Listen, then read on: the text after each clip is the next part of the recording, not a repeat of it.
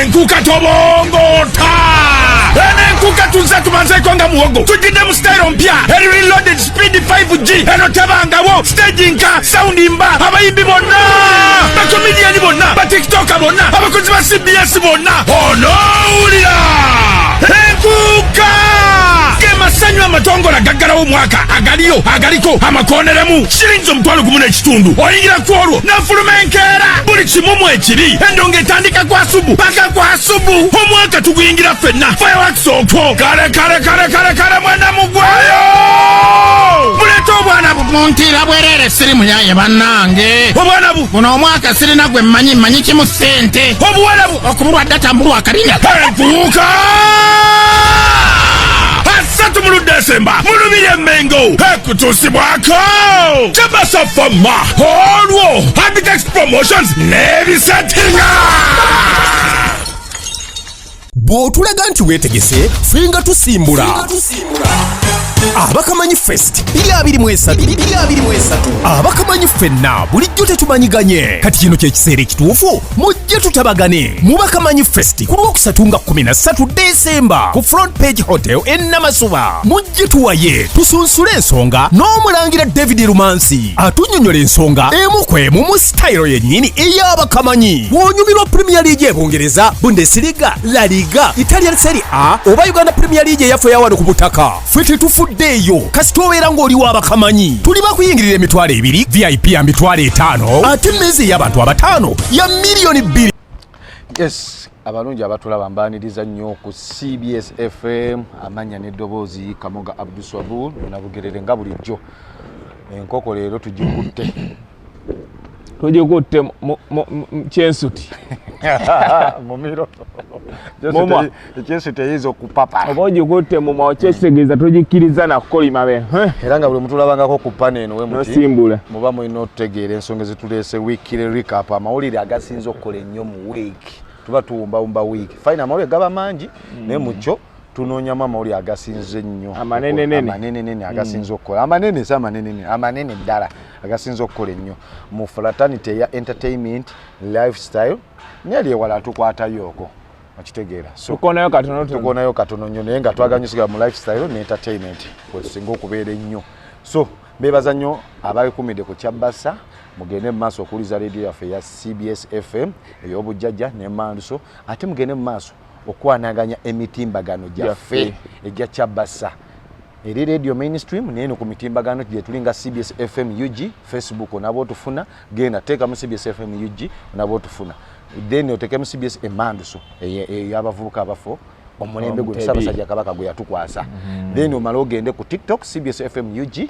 then ogende ku Twitter oba X CBS FM UG ogende ku LinkedIn CBS FM UG ogende ku Instagram CBS FM UG ogende ne ku www.cbsfm.ug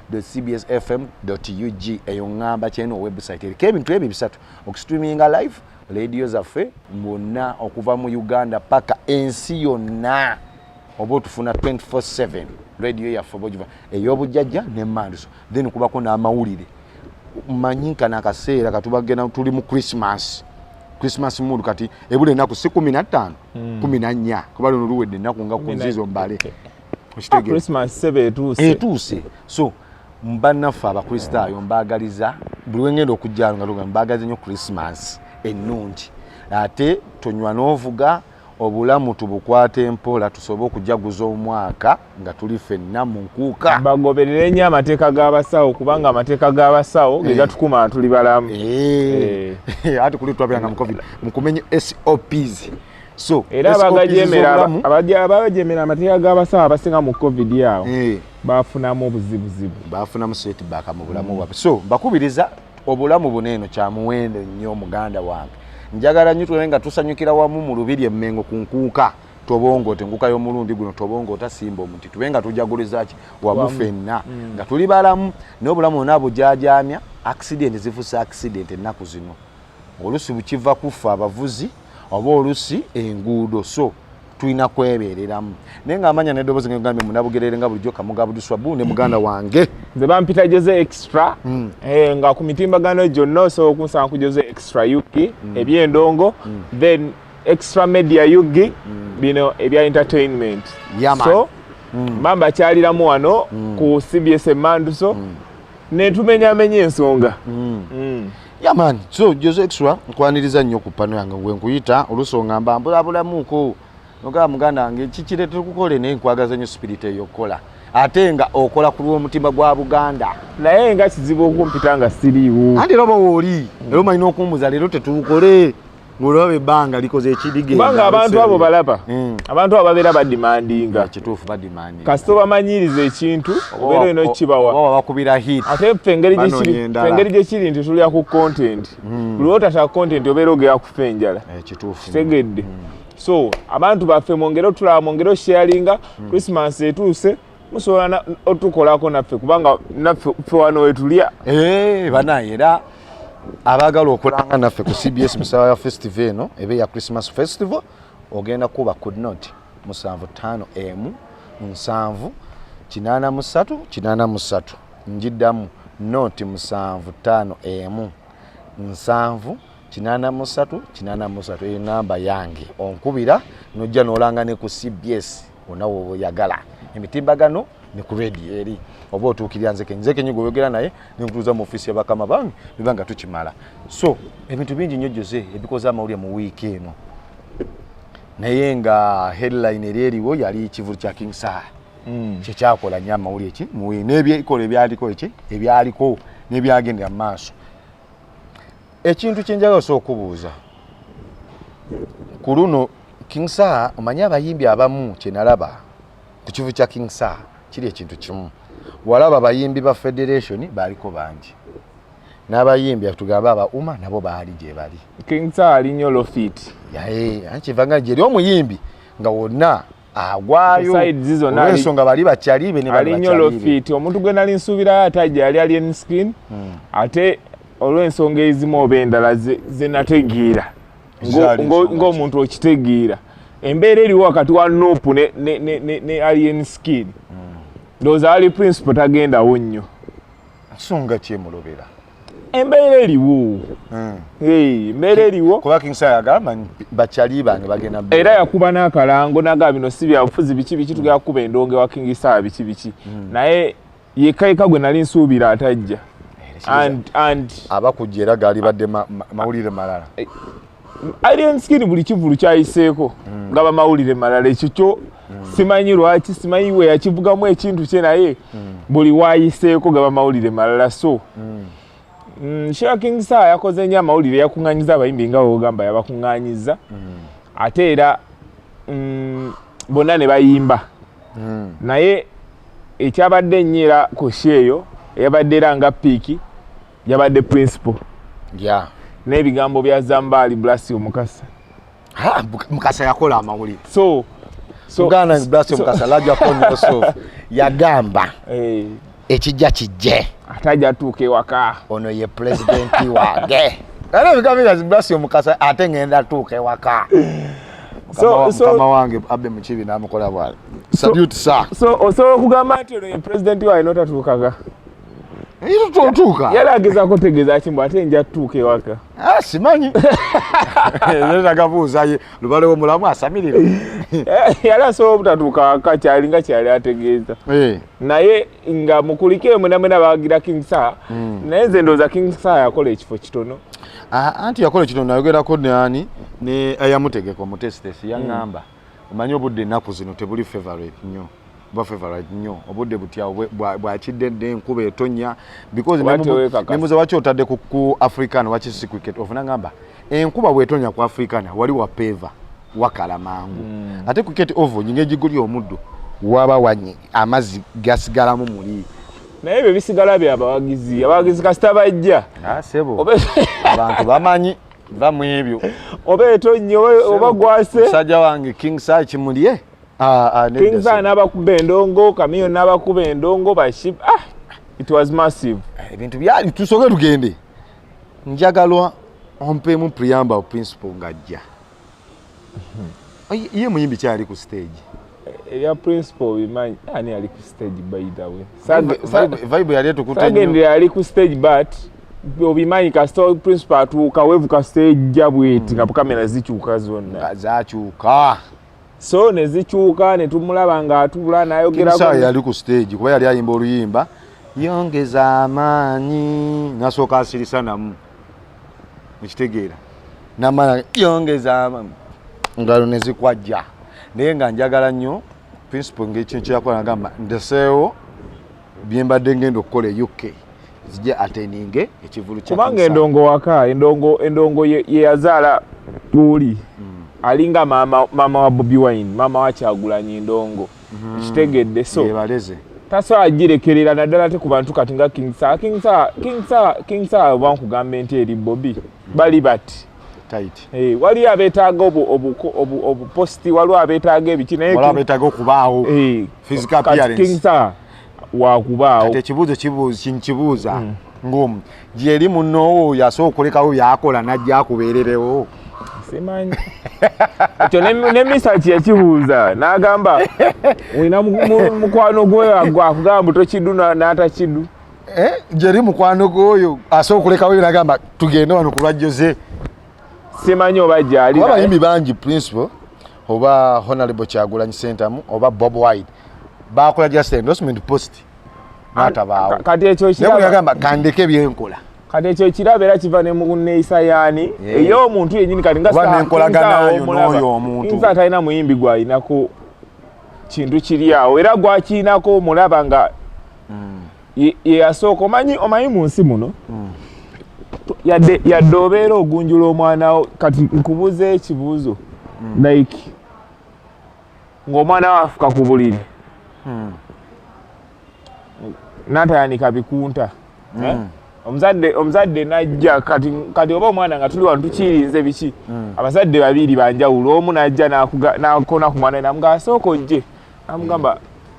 tewayanise bikunta genda biteekeyo ate omulala najja nayimirira eri gwe kyanagwe toyanika bikunta kati wali abantu abeefula mbu akutereeza omuzadde taba na mpisa bwakutereeza naye ng'ate alina engeri akulabisa so nze Bebe Cool I'm number one fan of Bebe Cool but ensobi y'omuntu nga kituufu ogyogera okuva ku mutima togyogereddeeko kabampaane togyogereddeeko kussa muntu manyi wali omuntu alaga mbu akusitula ate ng'ayagala kusso kitegeeza ebyo byonna nga tokola ebyo ensobi y'omuntu obeera engeri nnyingi zosobola okwogera naye kuba baali bakolaganyeeko emirundi egiwera simanyi mutubonga naawe simanyi nga yali amubanjaneza ekiwatule aza tubonga naawe so baali basobola okwogera in person so eyo omuntu yekka nze gwenda bamwe no music industry alinga alina obuzibu naani ne Saha ate ne Saha alemezaamu ng'alaba balemezaamu kubanga n'omwaka gwali gutandika guno yagamba bwe banaasigala like guno mwaka mupya ekinaasigala nga bandiko naye nja babeerako bangi era ne mulundo yadde yamuweteramu kaawe so olaba omuntu ng'akwata akinze nga and the best way of protecting yourself is by attacking either naye kyogereko oba sirikawo so King Saha by the way nze nali 100% sure that ekivulu kye kyali kigenda kukola kubanga ekisooka muyimbi approvinze with time sigamba mbu yagudde kugwimba enongo yajjo kati alien skin akuba naye abaako ne doubt ziba zikyaliwo njukira endongo eno yakuza abafaani bo bakulampolampo kitegedde kyova abayimbi nga fiiki ebivulu byabatulamu ng'ate endongo bagiina nga bakyayimbira abaana ba school kati abaana bawe bajja bakula noyeza emyaka 5 mu ndongo ogenda okusaba boyimbira balala kyova nkugamba Chameleone Bebe Cool Bobi Wine n'abayimbi abalala ba misaaki ye ne bukya n'agamba ngenda yimbira kakadde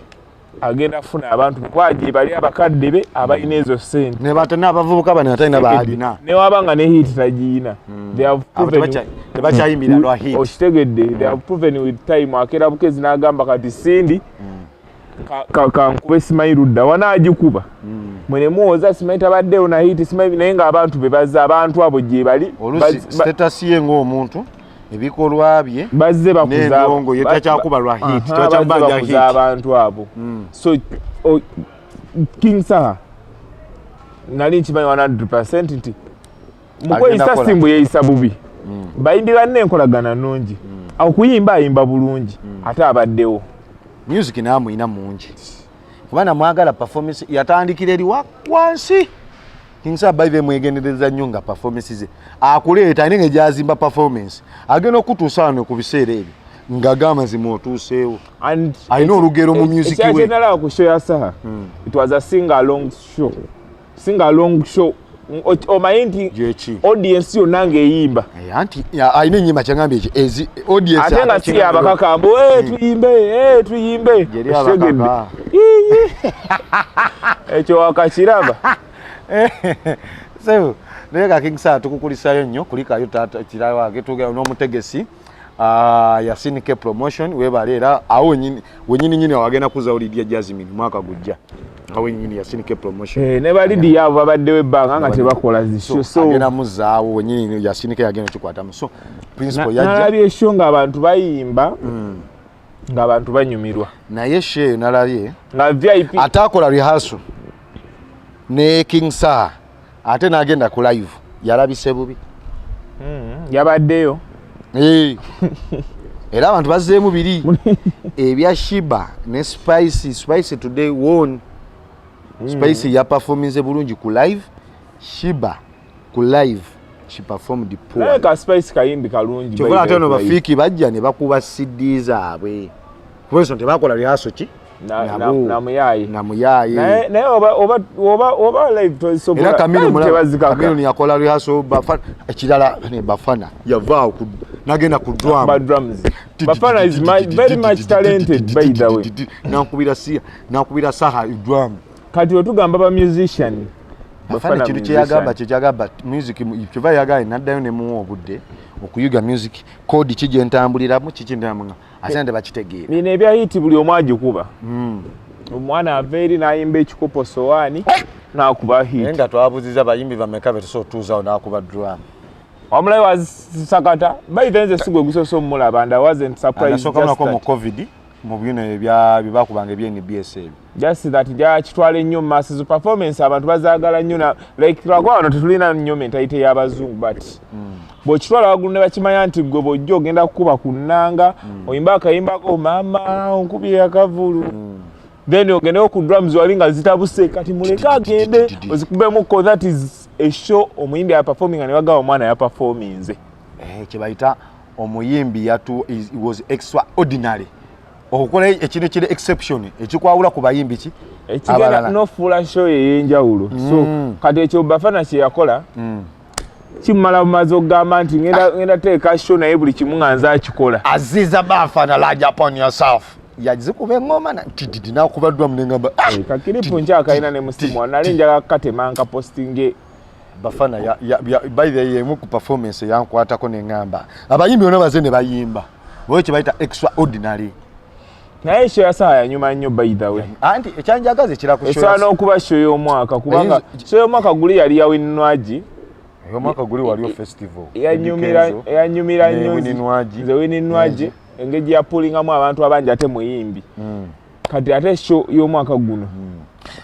kyekyagifude show y'okuba tino yamangu omwaka kugwako yapulinze ekisooka yapulinze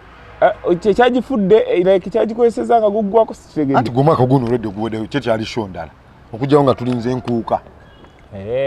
oli show ndala ekyo nkitegedde teri show ndala kati kyekyagifude yamanyi oba kali bali oli kuleetinga show y'omwaka nedda show zikyaliyo zibeerayo zimugonza naye nga ziri eyo so kitegedde kati era webali abayimbi sisuubira mbu show zaweddewo paka webali abagenda okukola ebintu byabwe naye shezisigaddeyo za Christmas naye nga bwe nkugambye show ya Saha ekisooka yaliko abayimbi bangi ate ab'amaanyi abanene okusitula ebikonge bibiri ku BBC babayita BBC ebikonge bibiri ne bijja ate n'ekyokusatu kyandizze lwakuba nti kyassaawo embeera eyo ey'empalana naye singa tekyasaawo mbeera eyo kyandizze King Saha yaleese emijiji gyonna egy'endongo yaleese abakulu n'aleeta abo banne be yajja nabo balinga abali mu makatikati n'abatoototo bonna abayimba babaddewo ate baperformance ate buli omu yaperforminze bulungi buli omu alaga yeetegekedde show ya Saha show tebaguddeko ngo ate nga nenanyini y'omuyimbi nga naye agyetegekedde nkatwala omukisa guno okwebaza ba stage managers ne BMC babadde on point. Washi ekisingo emimwe bitashonga wogambye mugana ba MC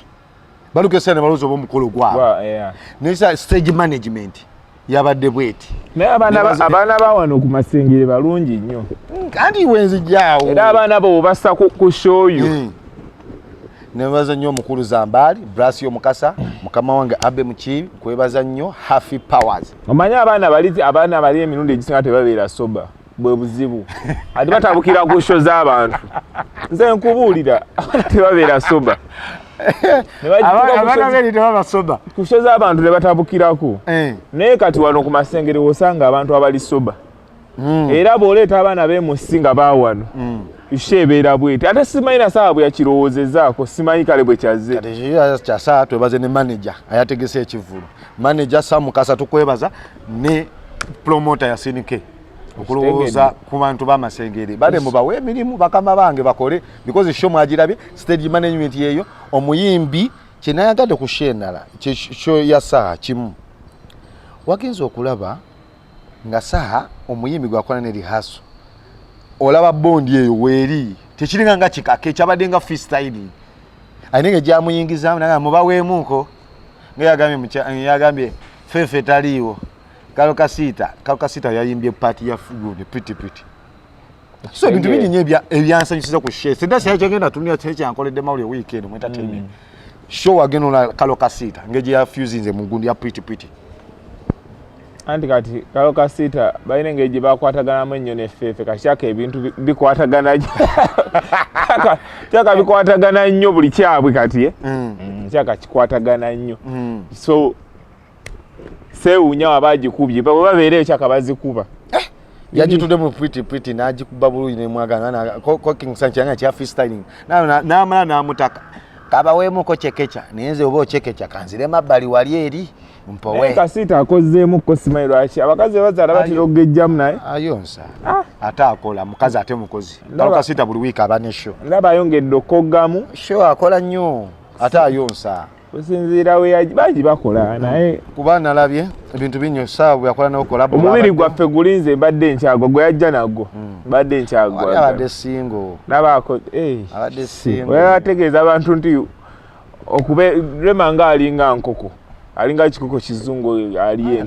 remera omulaba mirundi meka mayumba either kangambe giri kiringa ng'omuntu okola ki okufata enfata y'abantu abo yawukana bano bana bageto omulaba nnyo olusi mu kibu mukolo rema kibu omulaba banga kino omulaba mabaala olumala okuyimba nga alya n'enkoko ku mukolo bali abana olumala oyimba ate ng'akwata ziwisiki zongera musala abatalidde gwenjawulo togiraba abatalidde baba mu mmotoka olwedde emmotoka ng'ejjudde ekikoomi n'ayingira stage amala okwekala stage emaze omukalabula bamukwasiza ekipa ya wisiki naye bali abaana gira simanyi mu byeyiti baba apaakinze basuse namuwaawo ate luwombo ate n'amala oyimba ne bamuwaawo keeki mbwe ate no yamuyimbi ebitali mu bbaala zaffe z'abakasiita kituufu wamma bakogge so ekira kyakoze amawulire ku show ya King Saha kwe kwabadde ba president Bobi Wine yabaddeko president of federation president wa federation yali presenting nze anti nga nage King Saha napowa King Saha andi abantu bali bamubuuza ani agenda okuba Kenza n'aba yazze audience n'abeerayo physical appearance n'abaawo n'ebintu byagala nnyo abayimbi bannaabwe ne basapo ne batuulako emabbali nabalaba nga bagula zi tables by the way it was a good thing kubanga abayimbi bafunye sente balina sente kati gwe kyekigana ogula table mu show ya Kamili tegedde kati kyekikugaana Kamili ogula table mu show ya Luseke Nyamnyamu kitegedde so wako kasuku babusizaako nnyo ebbanga bamawulire bakoledde abayimbi omwamawulire naye waba ataddeyo ekintu yeetagako tebo nga 3 kale ku 5 nga z'abayimbi Kamili naye yagula anti era kyobudola gwe nkozesezza bw'okozesa omuntu atannagula feelings ziri nnyo omuntu ayinza omukuba nga tuba tubagambako kitegedde so ekintu ekyo nalabye Eddie Kenzo yali presentinze abayimbi abamu abamuliranye abamu ba federation je ba B2C nabo babadde mu audience nga baliranye Rema nga makula naye yabadde anti kimanyi ngeno kuleeta Rema wali olako share munga Rema n'amakula ne Dikenzo kwebali madde sigirabangako naye era feelings za developinze zitya saagala nnyo before bibeeramu developing sa feelings z'abantu akaliro kabadde kanjawo kyova nze nkugambye alien skin yadde mugezi obutagenda waawo akaliro kabadde kanje awo feelings zisoova eri omuntu n'akola ekino yobuza kivudde ku ki mukitegedde abagalaxy balina akafaananyi ke bakubye Kenzo abagalaxy ebifaananyi ebyo byemukubakuba nawe oli ambu babagana ku mukolo gwa kyabazinga kubakuba bifaananyi ebiwe biti ekyo sikirinako bakubye akafaananyi ka Kenzo alumya emiwano ng'omuntu wagawinza obeera andi bo captioni zaabwe bo balaga mbu waliwo feelings ezirivelopinze lwakuba oli awadde gundi akafuba awadde principal akafuba tegedde naye ng'ebyo ebintu galaxy si birungi yenaye naddukanya page eyo oba nimulodi naddukanya page eyo simanyi nze siri admin nze ndi wa CBS obeerabeeramu mu firudi ndeka nze sebo ndi wa CBS ebintu ebyo si birungi ebintu ebyo byebakola naye feelings zadde zijja developingira ku bantu obeera ku shongo olinga atali ku shongo omuliro gwakulinnye edda munda Kenzo musajjawo nnyo nkimanyi naye osobola okutunula ebbali nze nenkolera abantu omanyi Kenzo oyo ndwawo muyisaamu nga ndi naawe namuleka ku lulwo naye olumu omulimu guntuma omulimu guba mulimu kolera abantu weereza abantu omulimu weereza abantu omulimu guba mulimu naye nga kyabadde kirungi abantu bonna okubaayo saidi zizonna nze kugala ekyannumye kimu alien skin butabaayo cause ate bebekulu neteyabadde cause alien ebya bebekulu nabikunnyonnyodde dda kati mbuuzi ekibuuzo kiri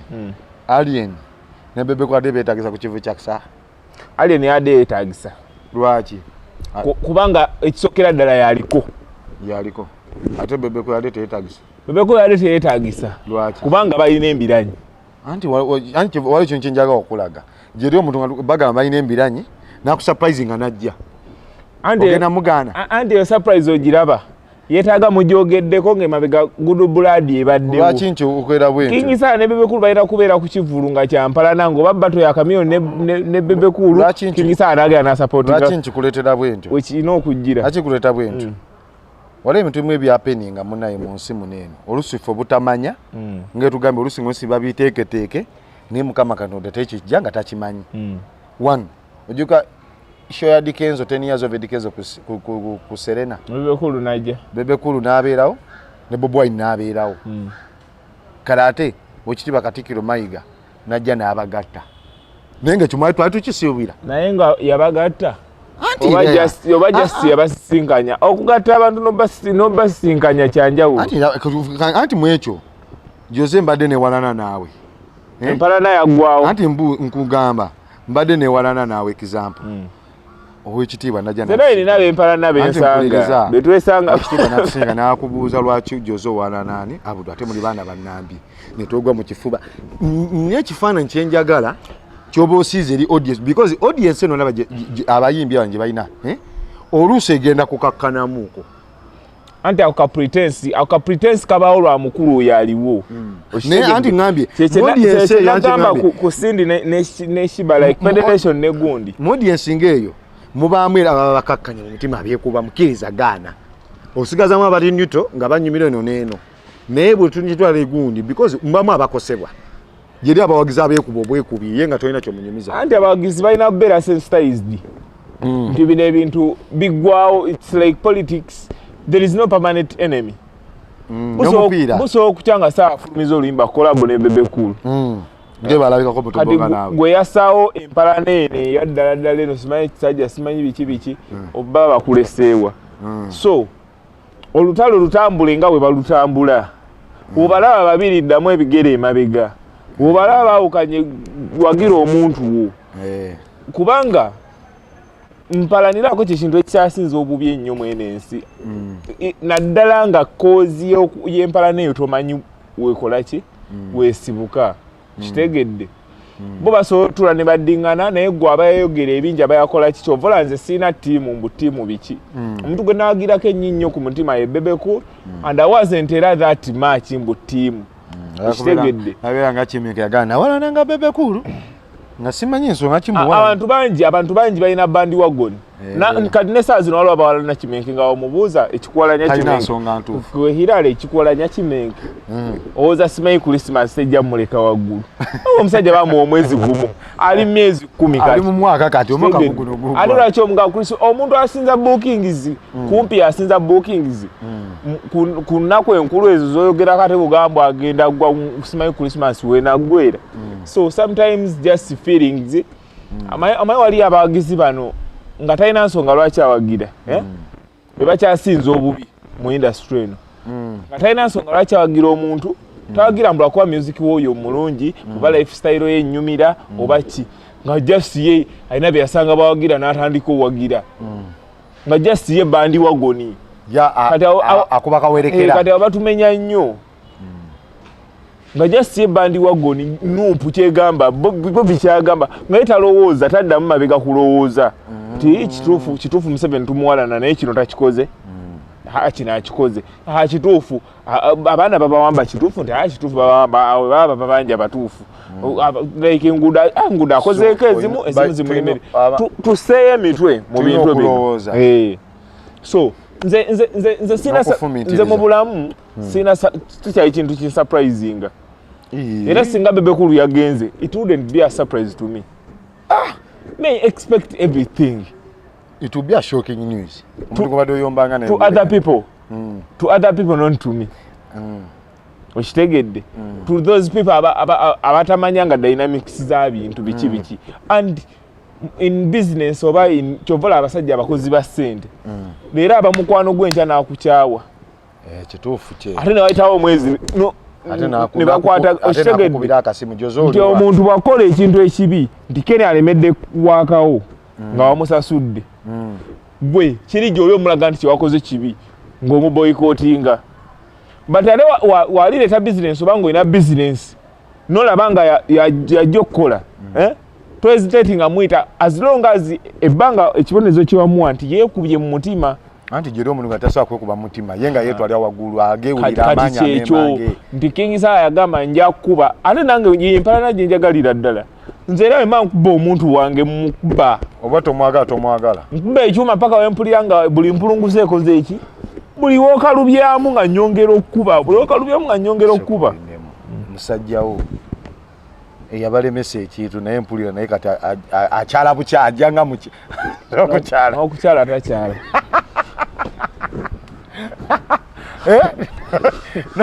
ate nkulimbe n'okukyala takyala Katonda ono talya paani ate bamukola akantu bamanyi baali bagobyeko ku lujjuliro oba ogera ne bagamba kale jangu oba otulala genda kumanyo oje ne wakuba omulawo ngalo kali bw'oba ogenze nasooka ojje obadde okutte mu mmere yakola jajijije genda ng'obadde ogenze bagobye ku lujjuliro n'okwatako mu mmere ng'obadde otandise oba ogenda oli naga emmere yaffe akyagiinaku sooka ojje okomana abanakolani nagikomana kye bamukola yezotama naye nga nsajja yange nkutumiddeko nnyo munnange biri biti eyo nange ensi bwetyo ensi bwetyo biri biti eyo tukulumireko nnyo buli kimu okiwanga budde ekintu kituufu buli kimu okiwanga budde tozanyisa obudde ensi terina nnyiniyo boyisa abantu bwe bajja okuyisa ensi bwejja okuyisa abantu twerabira mangu anze seerabira abasinga twerabira siri abo bantu seerabira omanyi omuntu gwokoze ekintu teyeerabira kiringa ng'omuntu gwekimanyi omuntu gwowoze oyinza omwerabira naye obu twakubanja teyeerabira anti bagamba there is a saying that omuntu tasobola kwerabira asobola okwerabira by'omukoze naye like engeri gye yawuliramu feeling gye wamuyisaamu ddala embi olaiza okulinga gye wamusanyusaamu naye ekibi kye wamukola like kyewamussa mu mutima omwoyo gwe how deep like kyamuyisa kitaje munda muli okitegedde buchayi bwakulinako omuntu osobola okuba olwine kitamukanga munda ne kitamuluma ne kitamu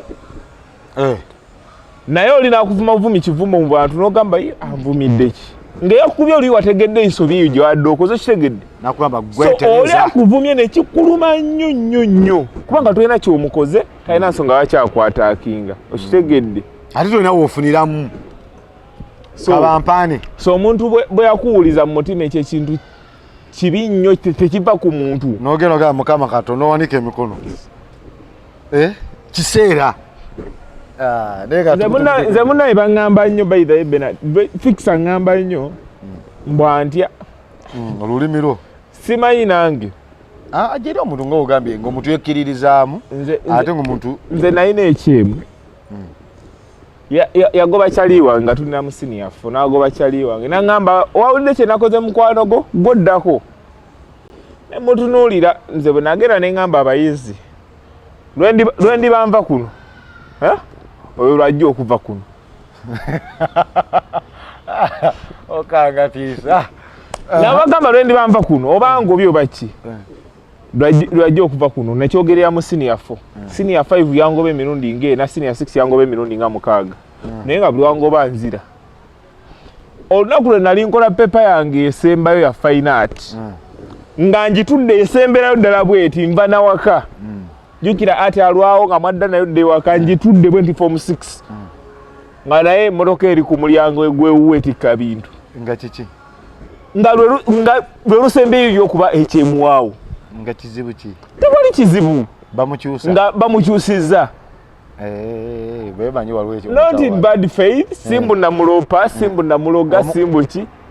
nze nabagamba kimu ali ku mwana wa mufaaza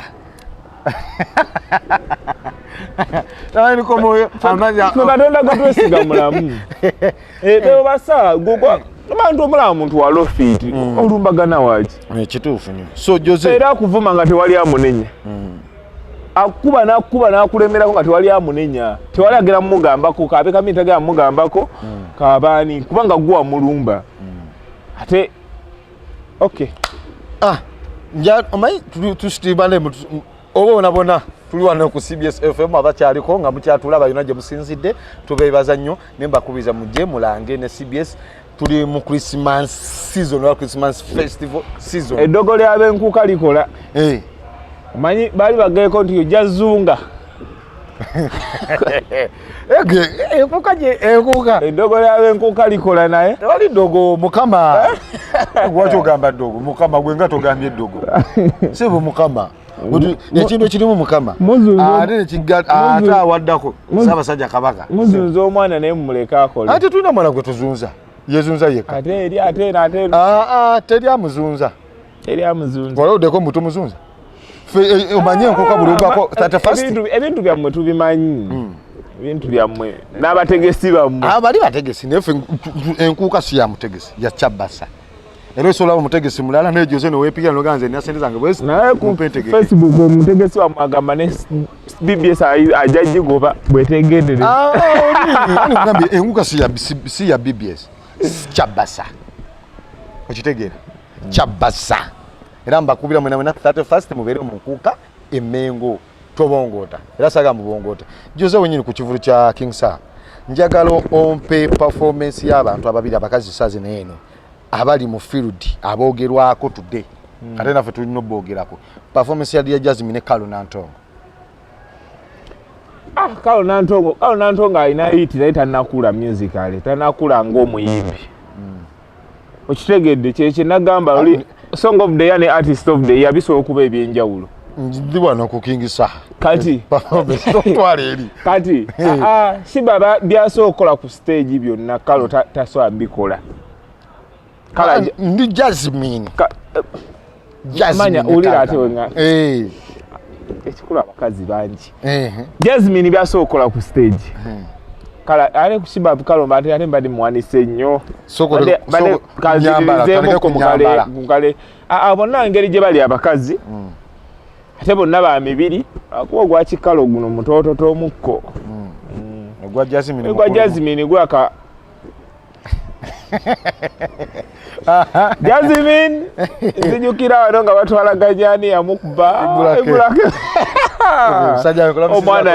omwana yakuba munne namukatira naye nebuuza ono omwana afaaki amawulire olumu bakyamuka naye Lydia Jasmine performances zaabwe zenjagala ebbiri ezo ninawe nalaba ku Kalo Nantongo nga performinga sebo ndi kukivulu waneno nisagala ovuge olina omuvubuka omuvuga nga amuli muno oba talina kyogera kwako wakalaba ava kwebyo awana nga amugwira ddala bali ku live Jose ku kivulu kya Saha namukwasa muno naye ku kivulu kya Saha oyangamba ni yasinze performinga sigambye ani njagala ompe comparison eyiyo obanga gwe walabye abantu ababiri bano because today be bakazi abali mu mawulire munange okolera abantu owedde olwano opininga omanyi fena tuli ba federation ate nabo ba federation ate goli wa Kenza ate bombi ba Kenza sekijja tuli ku kivu kya Sanze bisokoleka ebya federation tuli wano mbadde saa twawule yawule mu bantu tetuli kwawule ngambi nsigambye Lydia Jasmine yazze nga yambadde akantu akakwata embeere we kati opaza ogambe tutandikire ku nyambala oba nyambala bikinya kati omuyimbi abayimbi abakazi batunda ebintu bingi endabika ye looksize ne performance ye n'ennyimba ye so Jasmine performance yabadde Jasmine kati nze sigera ku comparingira ku ngenda kubesinga nnyo ku kibaddewo like kubanga era ekivvulu era omuyimbi nga Saha ne performance ye n'ennyimba ye esinzira ku kibaddewo nga nkugambye nti approving with the time biki kati Jasmine approving with the time Kalo kyatanakola nnyo ekitegedde ate Jasmine tayimba Kalo alinga ayimba ennyo bandi Jasmine tayimba nnyo bandi alimu olwenene kale bine engeri gye bikwataganamu naye era olaba nga Kalo yajjira nnyo muki mu bandi so Jasmine is still better than Kalo kale ku kivu kya King Saha era Jasmine was better yeah because aina akayimba akatakinga n'audience kenalabye nze ndi mwana wa mami otyo yagala nga bwe neeyagala so singo gwe weeyagala so ate oli abadde akyali ku luyimba lumu oliwa oliwa ng'alina olwa ne babitusi alina n'olupya olulala luyakata anti ne babitusi kyo kyenkugamba nti fikigaza okuwalampa alini ng'olina oluyimba lwolina na kamiliyoni tekiba tekikukolera sawa endongo nga bwewalampa ekyo kyabadde ekyabakazi ababiri kyembadde njagala okyogereko so Jose kusaba twakyogereko bakazi abo bonna bamaanyi era tetwayisa mu maaso era nga nkugamba awo nyini King Saha yabadde Jasmine yagenda okuddawo January era omutegesi y'omu yasinike promotion then kenjagala tusembyeyo obange olinayo ekirala ekya Dr. Jose Camillion yazze ku stage n'aperforming era Saha inenge gyamuleese ekitegeere amanyi Saha ine ekintu kyeyakoze si kyakuyita muyimbi mu next on stage ye gundi nga bagwa bugwi bagwa mu performance ye mwenyewe ekitegeera kinayagadde anti kasoba nga bakola rehearsals bagambye eri Kamiliyoni wali otandika olibala mwina ne Kamiliyoni n'ayingiramu wakati kyova kinayagadde era atakoze rehearsal walabye yalabise bulala kuba yatusesera nagamba mbawemu n'agamba principal ngewagamba tubawe chance mbawadde principal teyayimbyemu ekyo nakyo kiralamu yandiramusiza ekinabadde surprise Nubian yakola rehearsal nali manyi agenda suulamu neti yasuddemu so Camillion yabadde n'abayimbi bangi Saha yabadde ku stage na performinga bulungi Camillion n'ayingiramu awo n'ayingira mu gundi surprisingly ate nangaye nga yanyumye ayambadde ng'omumiiri ndeera kabaka w'endongo wano nga kabaka w'endongo n'agiyisaamu ne tugamba empologoma n'ewuluguma naye akantu ke yakoze Kamili siri kusonyiwa wadde okugambako okulamusiza yatuddengayo bwati akaso nakola Kamili alina akantu kakola kaneno kalaba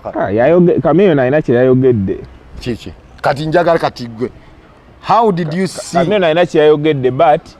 guest appearance ya Camillion performance ye ne kuba amamu bagambye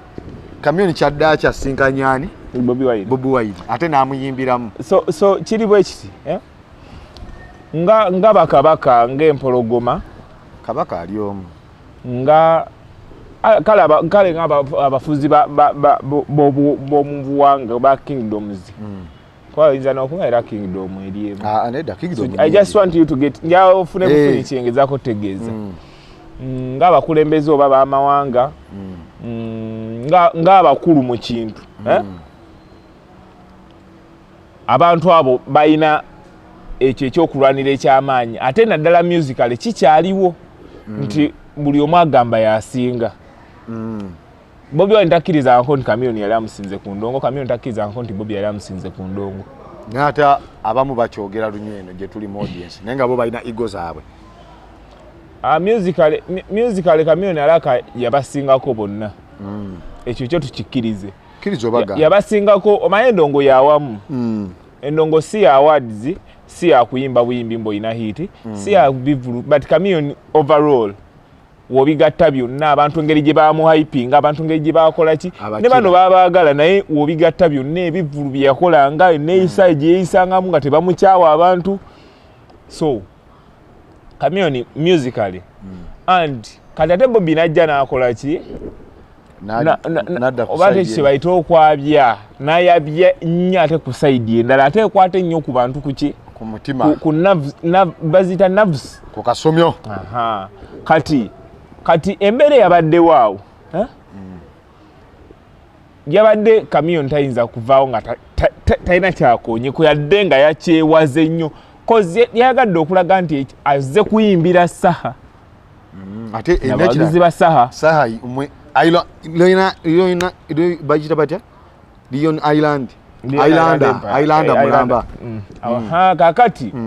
kakati Mirikwesi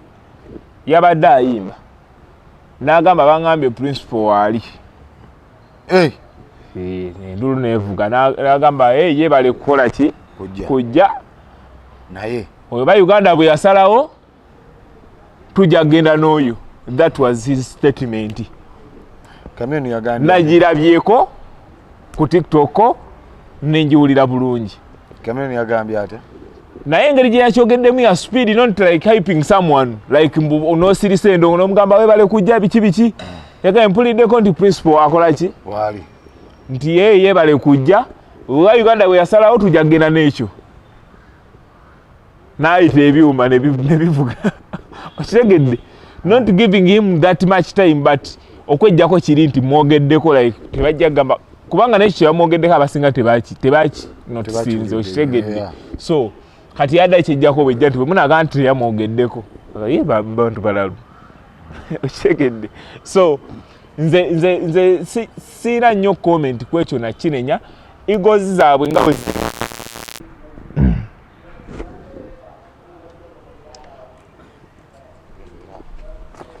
so kyekyo nno munnange kyekyo nno munnange ekigambo bato enyuma nnyo bampa omunyu nga waliwo empala neera nze nkugambye omusajja nga bwe yagamba naye kyenda abamu ajja kuba munno olwibe kaba otalutandikira awo balye ssente beeyagale basseeyo bato naye ffe bye twagala mu music industry twalinnya ekipya kye bayinza tukolera baita sho bazikubye ennene zitya abalwanyi bakoze eki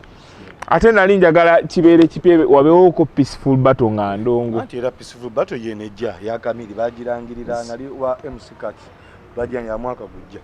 era Jenkins mukazi agamba it's a peaceful battle tune ku tune moyo kye tune malo webaze gundi onsinze naye nga pa njagala ompe retsizo Kamyoni ngeja appear guest appearance ye ne performance ye ku King Saha Kamyoni ya appearinze nga star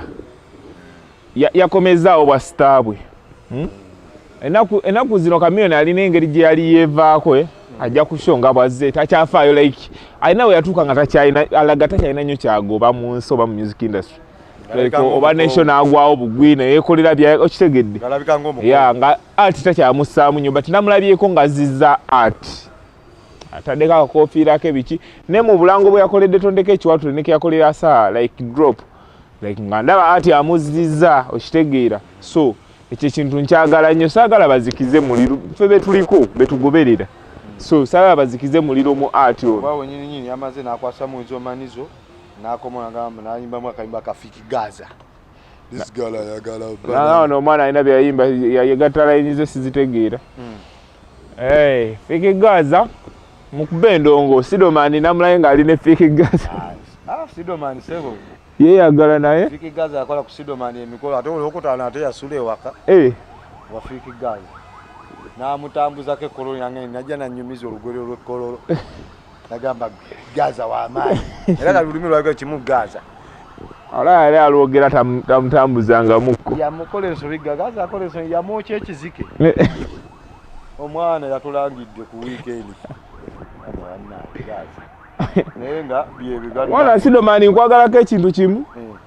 kuvuma baagayirungi ng'ogalya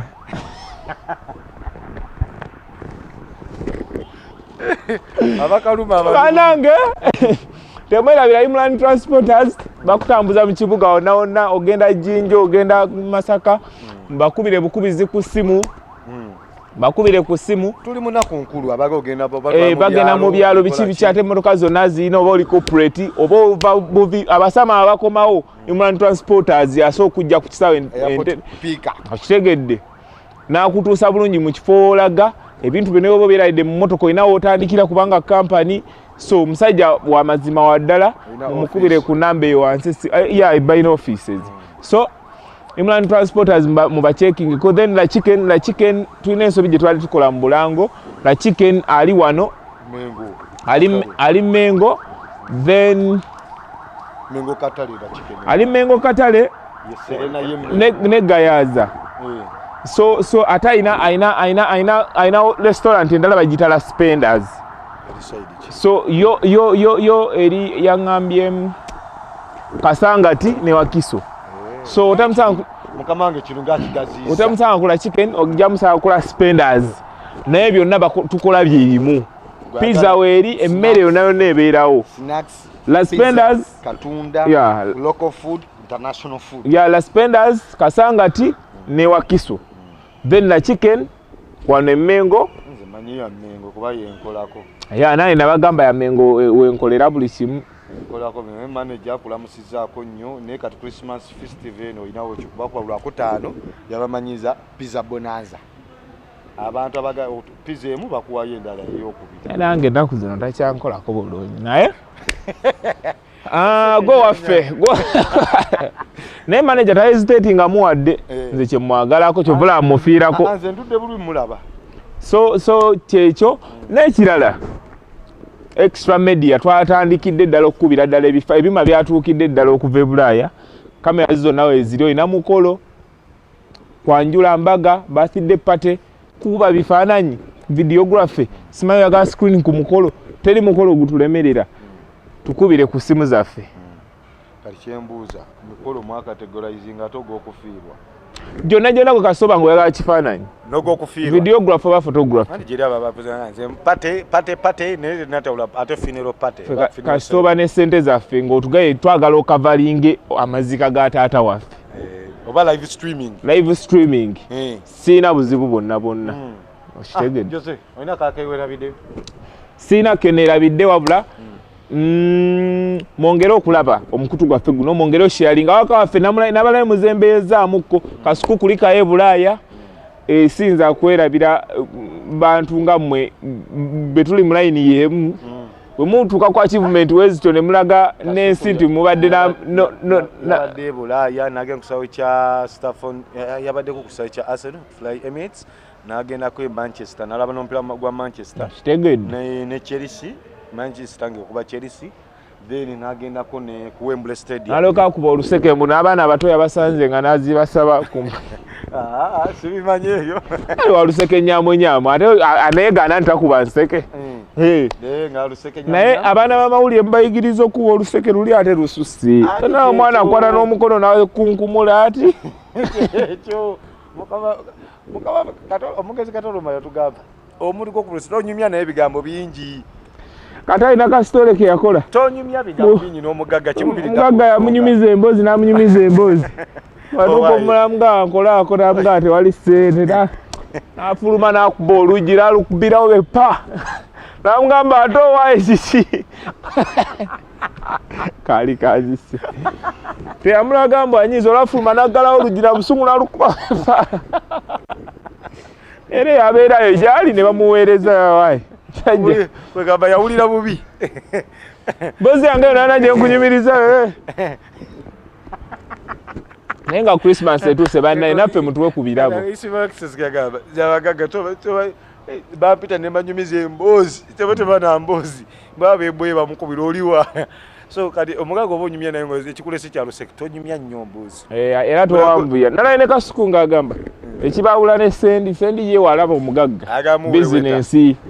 ate kati wosa wano kino kikola ate nga abagagga baba ebyo babikooya ayagala biboozi munyumize byabakazi museeke gwa mulye munywe akuwe n'enkalu weerabira luseke nyamunyam mugendane tubeereyo oyagala kuyiga luseke oyagala kuba luseke omanyi balukuba oba oyagala kuba tetubulayo kasuku omugale tugende tumubeeremu nga munamulye munaffe tugende tumuwagire tumubeereremu so byebyo bane tutunde amanya nga tufunira programu yaffe eno Kamoga Abduswabur nga bulijjo genda maaso followinga ku mikutu gyaffe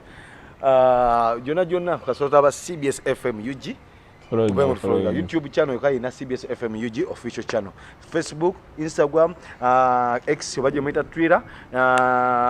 LinkedIn, TikTok, CBS FM UG onabo tufuna. Then ku website www.cbsfm.ug gona onabala okolachi otufuna. So kwebyo nabyonna tutunulide highlights ebyasinze otukola ya saa tetukudde walala specifically show ya saa nawe ali awo sogera mu comment n'otunuulira n'otugamba kino ne kino kye kyabuzeemu oba kino kye kyakkoledde era nga tuleka ekibuuzo gwe kye kyakukoledde